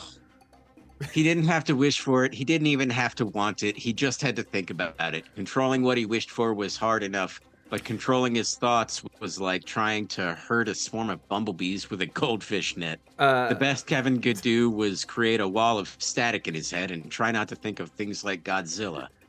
If it was Or me the when Stay I was- Puft Marshmallow Man. If I was Yeah. 12 with those Just be boobs raining from the sky. That's what I was Just gonna. disembodied boobs. It would just be like Gillian Anderson. It would just be Dana Scully, like just falling. Would be like, me into the trying to make it room. mostly boobs and his falling, dying on impact. feet possible. So many dead Jillian Oh Andersons. God. The floor littered with dead redheads. Oh God. Dead Redheads is a good band name. That And is a then good another band Jillian name. Anderson would walk up next to you and be like, "There's clearly a logical explanation for this." And I'd be like, ah, you made it. One of you made it. One of you made it. Oh lordy, here we go with a little bit of gross out. The glasses sparked again, and some unseen liquid flushed its way through the walls of the house. Probably more root beer. Terry snapped yes, the blanket root off beer. Kevin, and Josh approached, holding the wire cutters like a surgical instrument. Come on, Kevin, said Terry. Now or never. No! I don't know who said no. I'm guessing Kevin, yeah. Josh leaned in closer, trying to push Kevin's struggling hands out of the way. This won't hurt a bit! But it would hurt, Kevin knew it. The glasses were as much a part of him now as his eyes or his ears, and as Josh began to squeeze the wire cutters on the left arm of the glasses, Kevin felt a searing pain shoot through his skull. Josh might as well have been yanking out his molars, like Frankie Philpott might do. Kevin screamed. The lenses sparked, and the wire cutters turned into a rose. The thorns pricked Josh's fingers. Ouch! Josh hurled the rose down into a pile that contained a sponge, a carrot, and a banana, which had originally been pliers, a hammer, and a monkey wrench. If you don't stop doing that, we won't have any tools left, complained Josh. Stop torturing me, yelled Kevin. The glasses sparked, and an Iron Maiden of the Inquisition variety appeared in the corner and clanged to the ground with a deep bell toll. Which is kind of amazing because they were never actually used. Really? They were an invention of like museums of torture later on. Interesting. But they seem like they would really fuck you up. And then as it dropped, you heard, "Run to the hills." I don't get it. Alex did. Iron Maiden, the band. Yeah, I don't know anything about them. You're fine. Kevin grabbed his blanket and covered himself head to toe. You should be good at shutting off your brain, said Josh. You've had enough practice. Oh, damn. Good one, Josh. It's a good burn. A Chinese... Okay, what? I don't even know what to write down. Are they in Siberia? No, they're back home, but like now The dentist's office is in Siberia? I think the dentist believe and so. Hal are in Siberia. Okay. Hal and Phil. Filbert, or whatever his name was. Probably the receptionist. Frankie, yeah. But they're back at home.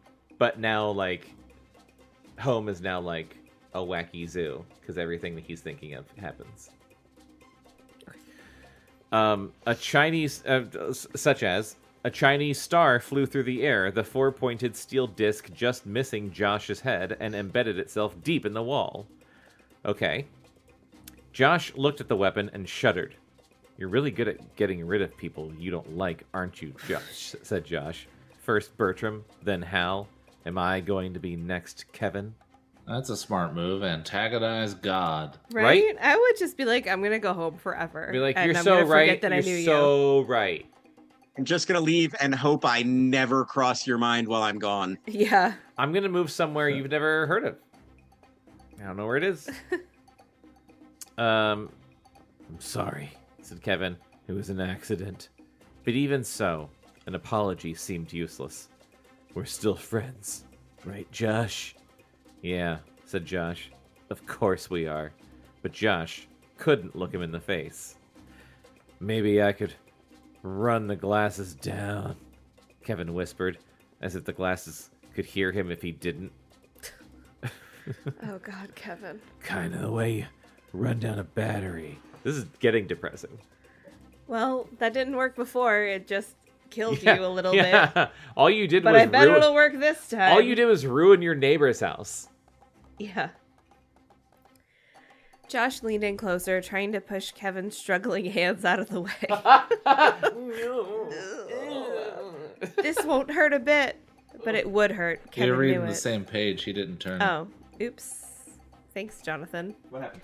You didn't turn the page for me. What? You didn't turn the page. Oh, sorry. That's all. Tell us how, said Terry, not afraid to use her full voice. Kevin looked For away. you, Terry. Yeah, Terry's amazing. She's a badass. Kevin looked away. It has to be cold, he said. Dark. The garage, said Josh. Kevin slowly came out from under the blanket. It could work. It might not work for long, but it would buy them time. In the hallway, the extent of Kevin's mental meddling became clearer. It wasn't just the Mona Lisa hanging crooked on the wall or the roast turkey on the bookshelf. You know, things 12-year-old boys think about. Or even the suit of armor by the linen closet that may or may not have contained a medieval knight. Yeah, Worse it was were like all different things you could fuck. Yes. Who doesn't want to fuck a turkey? Well, a 12-year-old boy. Worse were the changes in the house itself. Suddenly, angles didn't look right. The floor seemed to slope off, windows weren't quite square, and the walls weren't quite straight. The ceiling seemed farther away, and in the hallway, which somehow seemed longer, there were doors that had never been there before. It was the type of house Kevin might have passed through in a nightmare. It just sounds like the Winchester Mystery House, which I really would like to visit one day. Yeah. Same. Sorry, I'm very stuffy all of a sudden. Terry looked around, troubled. It's like I'm losing my mind, she said. I can't remember what's supposed to be here and what's not. Kevin knew that as an outsider, Terry could never see things the way he, Josh, and Hal did. I'm refusing to say people's last names at this point. We don't need it. Are they still We don't doing need last it. names? Yes, they last named Hal again. We know who Hal is. I know who Hal is. We know who Hal is. If no one told her what was wrong with the picture, it would all seem normal, just as it would to their parents when they got home. Oh, I forgot about parents. Like, Me too. what are they doing? I don't know. Kevin could imagine Parent his mom stuff. hanging towels on the armor and his dad carving the turkey for dinner, as if turkeys always appeared on bookshelves for no apparent reason. It was amazing how normal the world could seem to others when, through Kevin's eyes, it was so incredibly screwed up. Trust Ooh, me. same. Oh, shit. That's deep. I didn't even think about that as I was saying it. Eek. Topical. Trust me, said Kevin. None of it's supposed to be here. Sorry. Kevin's wishing for me to be stuffy. Kevin. It's working. Son of a bitch. Son of a bitch. They climbed down the not quite straight stairs, opened the not quite rectangular door to the garage, and stepped in. So now it's directed by Tim Burton. Yes. The garage had taken on the same dreamlike quality as the rest of the house. The ceiling seemed to disappear into darkness. The cinder block walls were damp and covered with mildew. The air was stagnant, like the inside of a tomb, and in the corner, the boiler had begun to take the shape of a face with the fiery mouth of an iron monster. So clearly this Like kid Home has Alone. watched Yeah. Home Alone. Yeah. Oh, The God. glasses sparked once, and a I feel whack. like I've just seen way too many horror movies. It would be all I could think about. Once it started, you can't make it stop. The glasses sparked once, and whack! A door that had never been there before appeared against the far wall. What's on the other side of the door? Asked Josh. Disneyland, said Kevin with a sigh. No one felt like checking. What? I checked. I'm just gonna read that again because that is just chef's kiss. That's amazing. What's on the other side of the door? Asked Josh. Disneyland, said Kevin with a sigh. No one felt like checking. Drain the glasses, Kevin, said Terry. Do it now. With the simplest thought, Kevin snuffed out the gas fire beneath the boiler Drain the and blew out the glasses, like- single light Oh, bulb. drain the glasses. I'll drain the glass, Kevin. Yep. And blew out the single light bulb against the wall. Weeds sprouted up, blocking out the light pouring in around the big garage door. They sat down in a tight circle in the middle of the room. Mom will be home soon, said Terry. Shh, said Kevin. This won't take very long. Shush, Terry. Right? The temperature in the room was already dropping. The glasses still sparked every few seconds like a slow strobe light, and in the darkness around them, objects splat and clanged and fluttered by with each spark. No one moved. No one wanted to know what miscreations, animal, mineral, or vegetable, haunted the house around them. God damn, this book is good. I know. Know any good ghost stories? Said Terry. Don't even, warned Kevin. 15 minutes later, the room was in a deep Why freeze. would you? Yeah, right? Kevin could hear Josh and Terry's teeth chattering along with his own, but it was working. Now the glasses sparked only once or twice a minute. Kevin's arms and legs felt lifeless, as if they were nothing more than bones with a faint memory of muscle. His joints ached, his head throbbed, and he wondered if he'd have to feel this way forever just to keep the world safe and sane. Jesus. I'd rather. How long would he last? How long would he last? He wished he could see a future for himself in a time long after he had escaped from this trap, but he couldn't see any future for himself at all. A spark lit Josh's face. His skin seemed almost purple in that unearthly light, and Kevin began to wonder if he had, in fact, turned Josh purple. He felt fairly certain that he hadn't. Josh spoke, and when he did, his voice surprised everyone. It seemed hollow and airy, as if they were in an immense cavern rather than a two-car garage. You know how we sometimes sit and talk about time travel and spaceships and the universe and stuff, said Josh. Kevin remembered all those talks well. Every once in a while, when the mood was right, they would sit in Kevin's darkened room and freak each other out with really capital B big thoughts. All those wild impossibilities that came teasingly close to making sense. You mean you two actually talk about something other than girls and baseball cards, said Terry? Oh, we don't talk about Sometimes. girls. Yeah. Earlier, there was a Playboy that they both didn't look at, and I was like, incorrect. Incorrect. Sometimes, said Kevin, his voice weak and wispy. Josh explained, like, what if the whole universe is actually a single atom in someone's fingernail in another really gigantic universe? And when you beam up to the Starship Enterprise, what happens to your soul and stuff? And what if, when you die, you live your life all over again, only backward? I'm not saying that, like, kids don't think about this. I'm just saying, like... Oh, no. I'm just saying don't think about this. There's a... Oh, what? Wrong time, wrong place. Up ahead. Oh, It's the wrong don't have dream to say time. You can skip over the slur that's ahead if you would Wait. like. Oh, What? oh goodness. Okay, thank you for the heads up. Yep. Just have to keep on my toes here. Oh, okay, I see it now. Wow, really deep, said Terry. I think you guys are dum-dums. Good save. Remember this one, Kev, said Josh. What if the whole universe is just like a single thought in God's mind? Yeah, so? Well, said Josh, I think maybe you stole his thought. Maybe now we're all inside your head instead. That's fucking deep, man. This is too Glasses deep. make you God. Right? That's fucking deep. And introspective. The glasses had stopped sparking now. Kevin's strength was completely gone. I'm not God, croaked Kevin.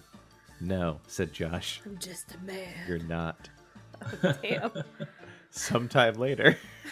This is Also, fucked it's like up. it's so well written. I know. It's so well written and yet so dumb sometimes. Yeah. But just I'm not God, and then no, You're not. you're not. I'm not a I good love you. man. I know. Like it makes me want to go. Ooh. The glasses never did run down enough to stop working entirely. Perhaps they drew on radio waves and microwaves, and who knew what other forms of energy that zipped invisibly through the air. The glasses were, however, too weak to spark those orphaned thoughts out of Kevin's mind. With what little energy remained in the glasses, Kevin imagined a barge out in the middle of the ocean, and then he imagined all the things he had created on the barge. Finally, he imagined the barge torpedoed and sinking to the bottom of the sea and polluting. Does When- that also mean 6-inch tall Nicole on the barge? No, he didn't create her, he just changed her. Okay.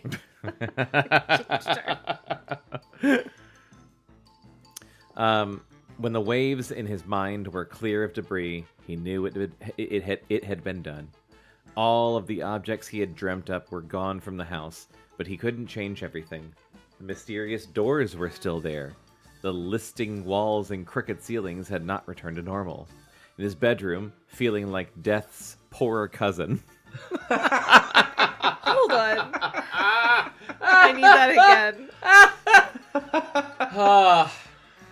Chef's kiss. In his bedroom, feeling like death's poorer cousin. Kevin curled up tight beneath his That's blanket. cousin Danny from upstate. Oh no, is just that need death? to borrow some money. No, it's just me, Danny. I'm Jeff's cousin. I don't take nobody to the afterlife. I just, my main thing is I bet too much. I'm more of a halfway there kind of guy. Oh man. I won't take you to the airport, but I'll get you close. Holy shit. Josh kept him company. You know, Josh, the worst part is, I don't even get into trouble for it, he croaked. At least, I could get grounded, or suspended, or anything. But no one knows what awful things I've done. I know, whispered Josh.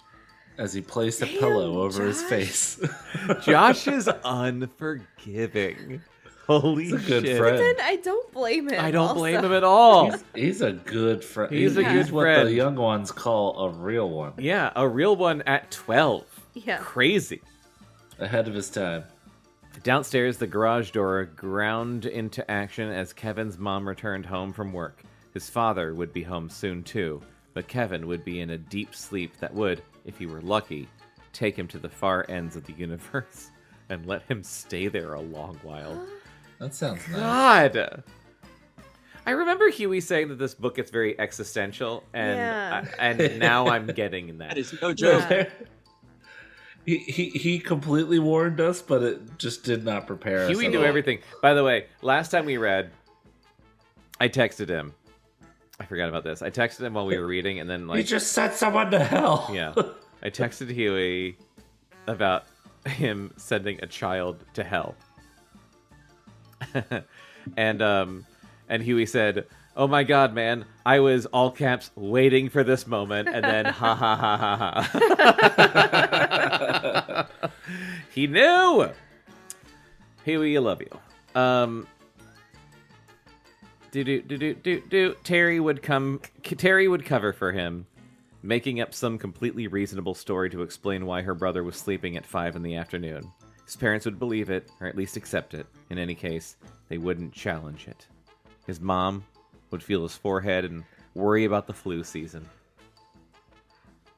His father would promise to talk to Kevin about his strange sleeping habits, but by the morning, assuming Kevin acted halfway normal, his father would forget. Ouch. Forget should be in quotes. Like, oh, so maybe I don't have to deal with this.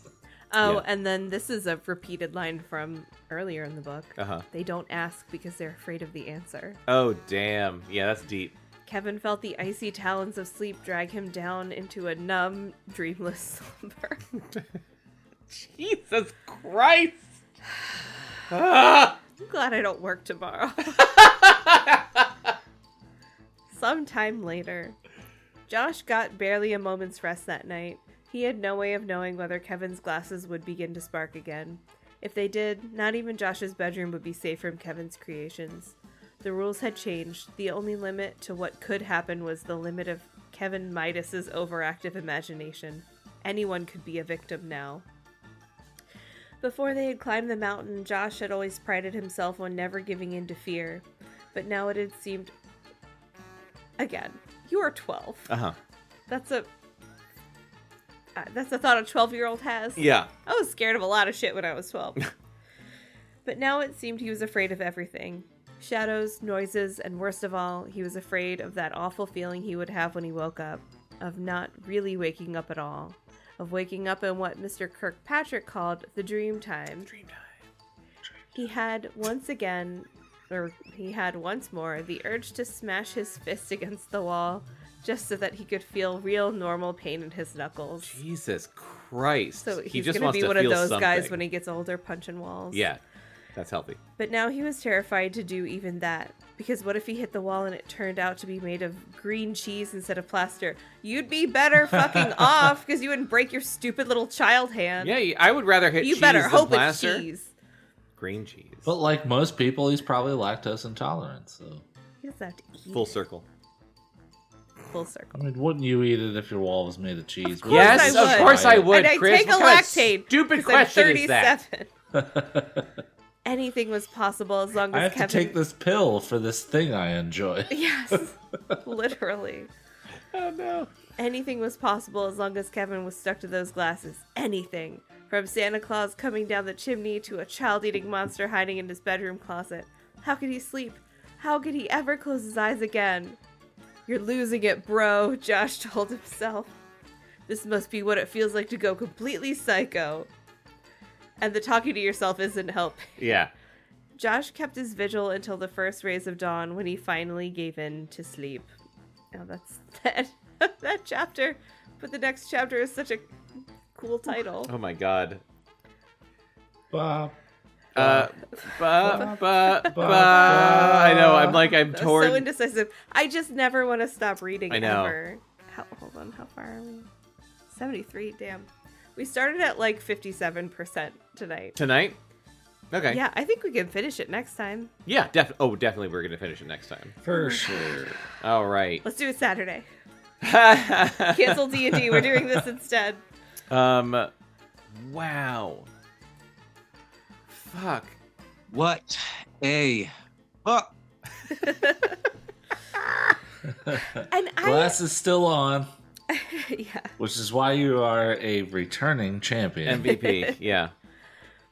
Again, I remember you were telling me 2 books Huey suggested, and I thought the other one sounded a lot cooler and crazier. Mm-hmm.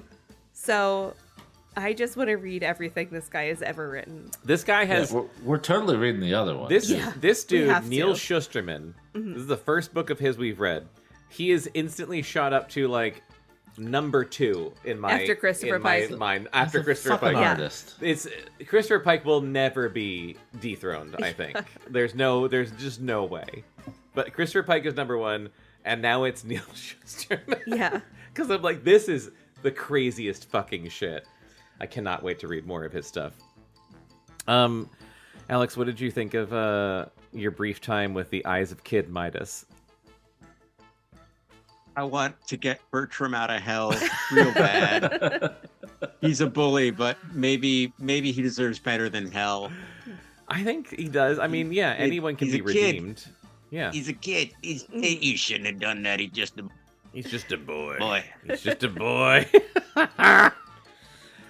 Well, you're going to have to listen to the next episode when we finish reading The Eyes of Kid Midas to see if Bertram gets out of hell or not.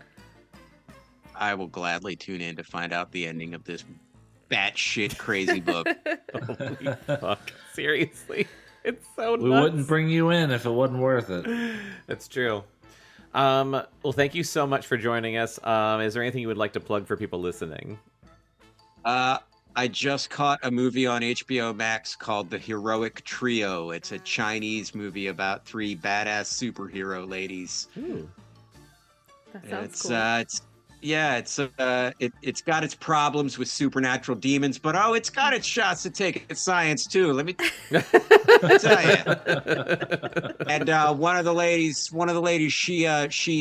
she's haunted by the memory of her sister falling down a cliff and her being unable to save her. So now she just saves every falling child in the world. Wow. Alex, that's have you watched RRR? Yes, it was a fun one. It's one of the greatest movies I've ever seen in my life. Yeah, and it had its share of dance numbers, which of course made me happy. Yeah. I saw a It's movie. got everything you could want in a movie. You got guys throwing big cats at each other and dance numbers. Why not? No, it's one of the greatest movies ever created. Yeah. Period.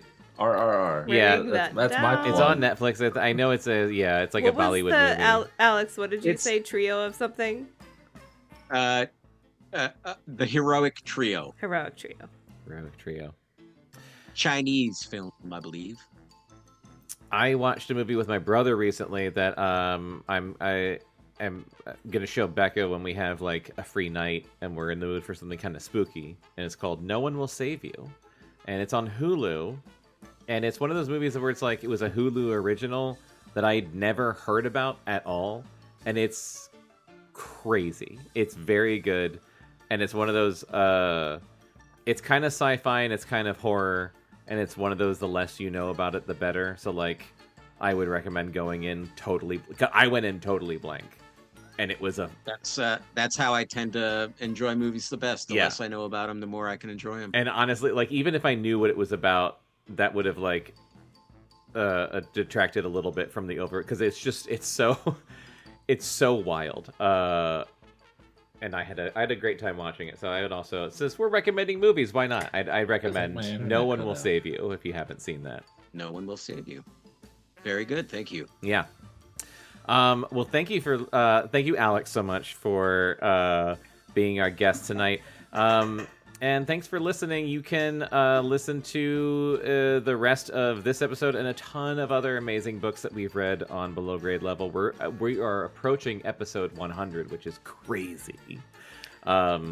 What are we at now? This is like 95 or 6 maybe. Oh, wow. I think we're Sorry, my internet cut out for a second. Oh. and I That's okay. panicked, Yeah, and, you were frozen and then you were gone, so I just assumed a ghost got you. and all three of you were frozen for me, and I'm just like, oh shit. Oh no. Well. I accidentally wished him to hell. Oh no, Alex! Come on. But no, I wished him to hell and back again as part of a package deal. One wish. So just it like a didn't real need to be quick, like undone. boop. Yeah. Hell and back. Yeah, Yeah. hell and back. I was in like a heavy metal music video for a second, Yeah. and then I came back. That makes sense. Lots of TNA. It was an Iron Maiden music video, actually. So lots of TNA. Hell yeah. Yes. Yeah.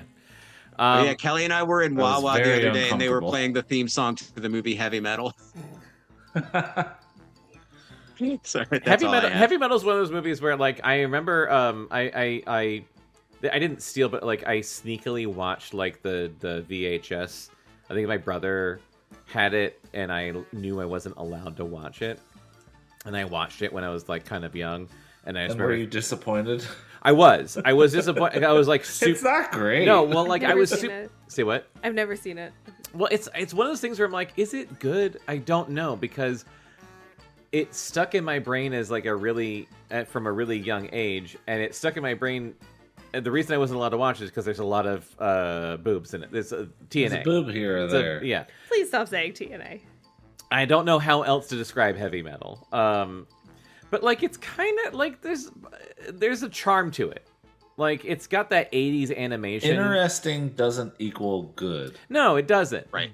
But there's like a certain amount of charm to it that I'm like, they don't animate shit like this anymore. So it's like a fun that's where time capsule. Love and Robots came from. Originally, that Netflix Really? show It was Love gonna and be a new heavy Robots metal? was going to be a new heavy metal. That makes and sense. Then David Fincher like produced the whole damn thing. Yeah. And was like, yeah, let's not make it heavy metal. Let's just call it Love and Robots. Interesting. I watched a little bit of that, and That I might can, not be true. But Oh, well, I can totally originally, see it being It heavy is metal. true that it was going to be heavy metal. Anyway, listen to the rest of Below Grade Level. Subscribe to Below Grade Level and follow us on Instagram and TikTok. And check out our other shows. We got the Sketchy Show, which is improv sketch comedy. It's very fun. I'm on that one. Chris is on that one. And coming out very soon. Actually, I think it'll be out by the time this drops. Is our new show Casting Dreams, which is a Dreamcast retrospective. It's a show all about the Sega Dreamcast, which I'm very excited about. I've been working on for a long time, and it's the most effort. Well, I don't know. I don't know if it's the most effort I've ever put into a show because Sketchy takes me so long to edit. This is a lot of research and planning. It's a lot Sketchy of was a lot on research. the back end, I think. Yeah, that's true. Sketchy is all back end, and Casting Dreams is all me doing research and having to play Dreamcast games. Having to. It's a blast. Poor you. I'm Life having is a hard. really fucking good time reliving what it was like for me to be... How old was I 25 years ago? So Goddamn, 15, I 15? guess? Holy shit. I'm pretty sure you were 25 years younger. Yeah, that sounds right. Anyway, thank you so much for listening. Follow Cactus Rodeo on Facebook and everything. Just look up all of our shit. Cactus Rodeo, Sketchy Show, Below Grade Level, Casting Dreams, you name it. You can contact us at podcast@cactusrodeo.com. I never say that part, but yeah, if you ever want to, if you have a book you want to recommend, or if you want to even be on the show, we're always looking for new guests, so get in touch with us and let us know what you think. Thank you so much for listening. We love you. Bye. Bye. Below Grade Level is a Cactus Radio production. You can contact us at podcast@cactusrodeo.com. Subscribe and follow on iTunes, Stitcher, and Spotify, and follow Cactus Rodeo on Facebook, Instagram, and Twitter for more entertainment and updates.